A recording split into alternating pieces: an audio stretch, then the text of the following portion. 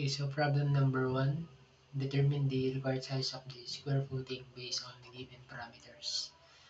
The dead load is 700, live load is 300, and the allowable bearing capacity is 145 kPa.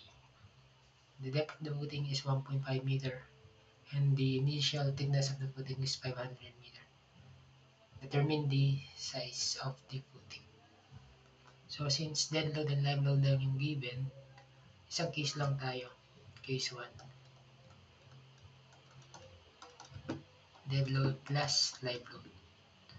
Okay, so the general requirement in designing the size of the footing is that the allowable must be greater than or equal to the gross pressure. So what is this gross pressure?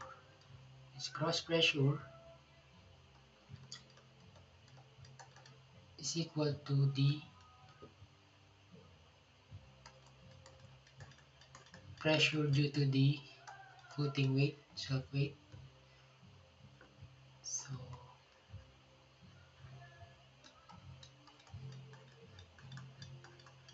QF plus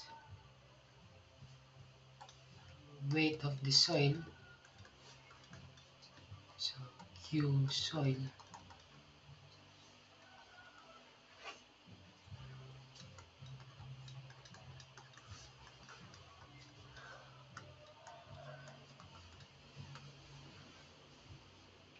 plus the pressure due to the column load. Since action load lang yan, uniform pa rin din yung pressure due to the column.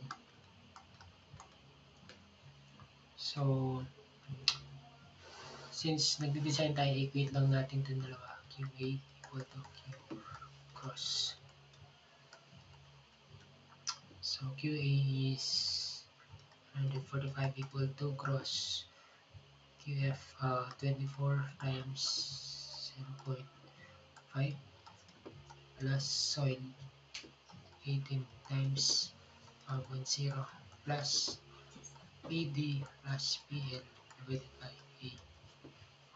So, to QF is 24 times 0.5, soil 18 times 1.0, column PD plus PL divided by A squared. So, PD plus PL is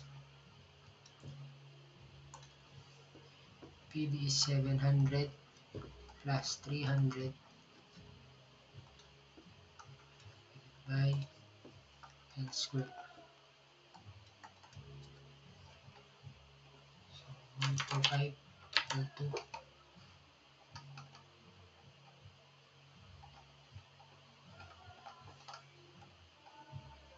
24 times 0.5 plus 18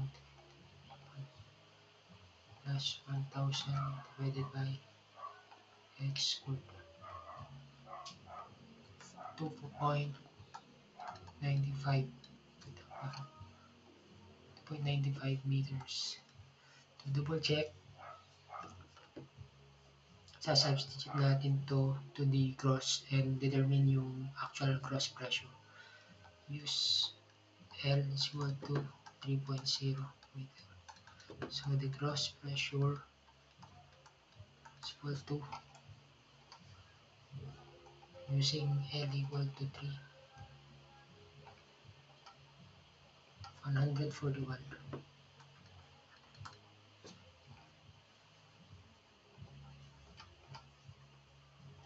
141.11 kPa.